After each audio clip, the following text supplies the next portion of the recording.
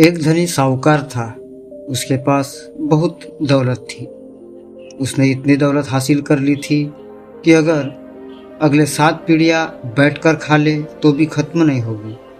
हालांकि वह अमीर आदमी तब भी खुश नहीं था। उसके मन में कुछ ऐसा था कि वह रात भर सो नहीं पाता था, इसलिए वह सच्चे सुख से वंचित रह गया। उसने सबसे पूछा कि वह ऐसा क्या कर सकता है जिससे कि इस शर्मिंदगी से छुटकारा पा सके और सुख और शांति के साथ जी सके। किसी ने उससे कहा कि संतों की शरण में जाओ तो संत आपको इससे बचाएंगे।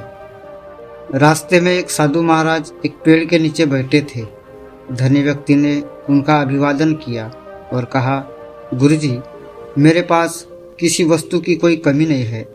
अगली 7 पीढ़ियां बैठकर बिना काम किए आराम से खा पाएगी। फिर भी मैं खुश नहीं हूँ क्योंकि एक व्याकुलता मुझे सोने नहीं देती। साधु महाराज ने कहा, पहले बताओ कि आपत्ति क्या है, फिर उससे कैसे छुटकारा पाया जाए वह तुम्हें बताता हूँ। अमीर आदमी ने कहा, यदि महाराज ऐसा कहते हैं तो मुझे कोई आपत्ति नहीं है, लेकिन एक परेशानी है, और एक परेशानी यह है कि मेरी 8वीं पीढ़ी का क्या होगा, क्योंकि यह धन 7 पीढ़ियों के लिए पर्याप्त है जो मैंने अर्जित किया है। सिर्फ चिंता 8वीं पीढ़ी की है। साधु महाराज मुस्कुराए और बोले, चिंता मत करो, मैं तुम्हें इस परेशानी से बचा लूँगा। साधु ने उसे 1 किलो चावल की पोटली दी और कहा कि उस पहाड़ पर एक बुढ़िया एक कुटिया में रहती है, उसको चावल देकर आओ। जाओ, मैं तुम्हें तुम्हारे भ्रम से मुक्त करता हूँ। अमीर आदमी चावल लेकर बुढ़िया की कुटिया में आ गया। उस कुटिया में दरवाजा तक नहीं था। वह बुढ़िया अपने ध्यान में लीन थी। वह अभिभूत थी।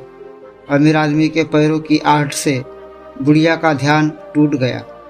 उसने ऊपर देखा और कहा कि बेटा, आप यहाँ क्यों आए हो? उसने कहा, माँ जी, मैं तुम्हें चावल देने आया हूँ, यह चावल लो, फिर मैं चला जाऊँगा। बूढ़ी माँ ने कहा कि मैंने आपको चावल लाने के लिए कहा था। क्या आपके सामने मैंने हाथ फैलाया था? नहीं है ना? फिर चावल क्यों लाए? यह पोटली उठाओ और जाओ।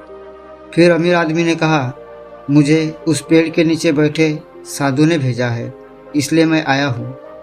बुढ़िया ने कहा कि जाकर साधु से कह देना कि मेरी कुटिया में 2 दिन के लिए पर्याप्त चावल है। अमीर आदमी ने अपने सामान्य ज्ञान का इस्तेमाल किया। उसने कहा कि माँ जी, आपको तीसरे दिन के लिए चावल काम आएंगे। उसने कहा कि आप और वह साधु मेरे तीसरे दिन की चिंता मत करो। बूढ़ी बोली, उस साधु से कहना कि मेरे तीसरे दिन के चावल का संबंध उसी से है जिस पर मैं इस एकांत स्थान में अपना सारा बोझ लेकर जप करने बैठी हूँ। यह सुनकर अमीर आदमी पोटली लेकर वापस आ गया।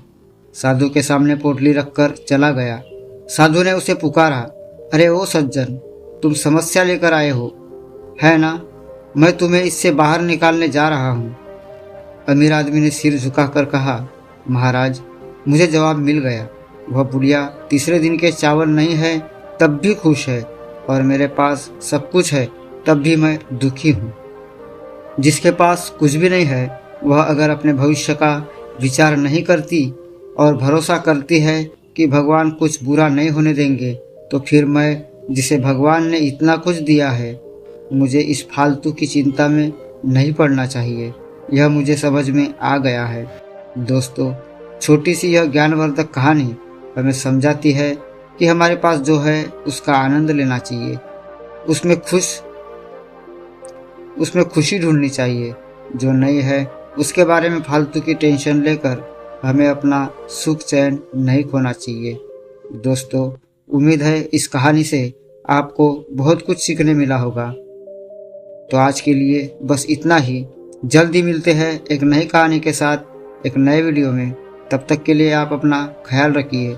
धन्यवाद।